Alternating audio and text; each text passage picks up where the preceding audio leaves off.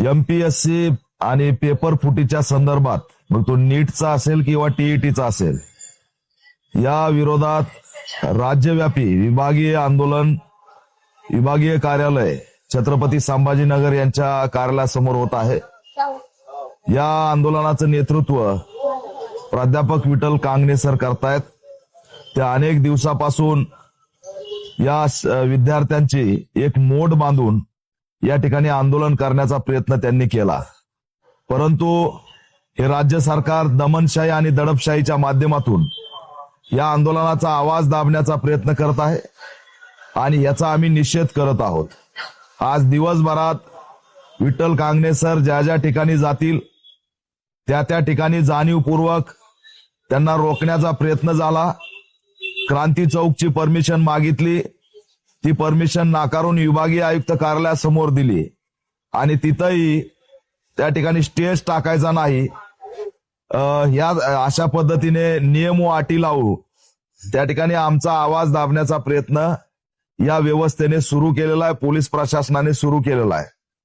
त्याच्यामुळे आम्ही या सगळ्या प्रक्रियेचा निषेध करतो आणि अनेक टॅक्टिक्स वापरून इथल्या अकॅडमीवाल्यांना हाताशी धरून त्यांना भयभीत करून, त्यांच्या डॉक्युमेंट संदर्भात भयभीत करून, विद्यार्थ्यांना गुन्हे दाखल करण्याच्या धमक्या देऊन हे काही 25-50 हजार विद्यार्थ्यांचं जे व्यापक आंदोलन होणार आहे त्याला रोखण्याचा प्रयत्न या सरकारच्या माध्यमातून या ठिकाणी सुरू झालेला आहे.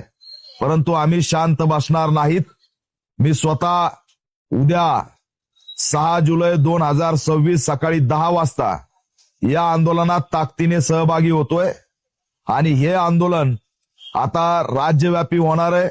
अभिजित दिपके याच्यामध्ये सहभागी होणार आहेत, रोहित पवार सहभागी होणार आहेत, त्या ठिकाणी रविराज साबळे सहभागी होणार आहेत.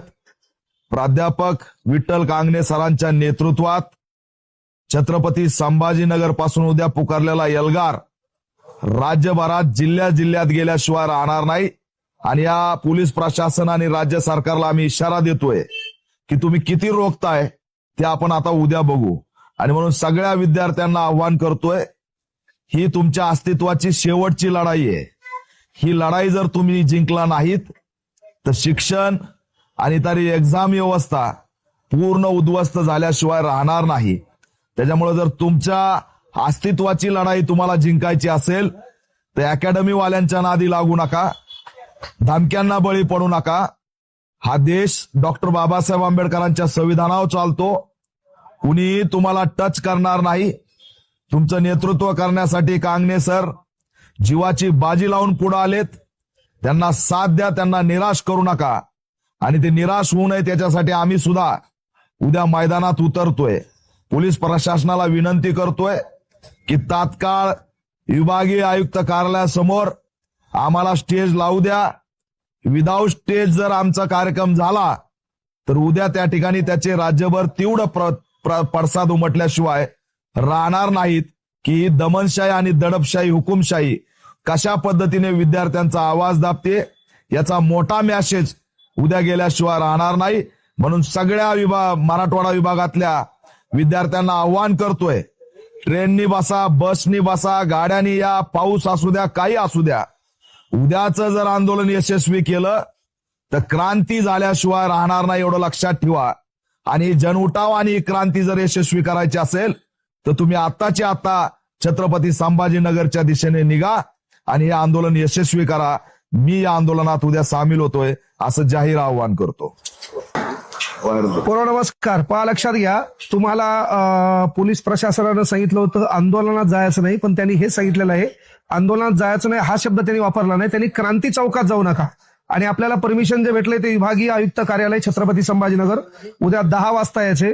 इथं आम्हाला नेता व्हायचं नाही, पण तुमच्या भरोश्यावर आमचे दिवस बदललेत. सध्या अडचणी तुमच्या आहेत. आम्हालाही ऑनलाईन बॅचमध्ये सुख आहे, आम्हालाही पैसा जास्त भेटणार आहे, पण केवळ पैसा कमवणं नाही, नैतिकतेचा विचार म्हणून शिक्षकाचं काम असते. विद्यार्थ्याच्या सोबत नाही तर 2 पावलं पुढे जाऊन त्यानं लढलं पाहिजे. विद्यार्थ्याच्या समस्येची ढाल बनलं पाहिजे. तर ती ढाल बनण्याच्या उद्देशाने आम्ही इथं आलोत. आम्हाला परभणीतही आंदोलन करता आलं असतं. विभागात लेकरं जमा झाले पाहिजे, मीडियानं ते उचललं पाहिजे आणि या बहिऱ्या व्यवस्थेपर्यंत आमचा आवाज गेला पाहिजे, हा त्याचा उद्देश आहे. म्हणून बाळांनो, इथं तुमच्या भरोशावर आमच्या नेतेगिरीची पोळी भाजण्यासाठी आम्ही इथे येणार.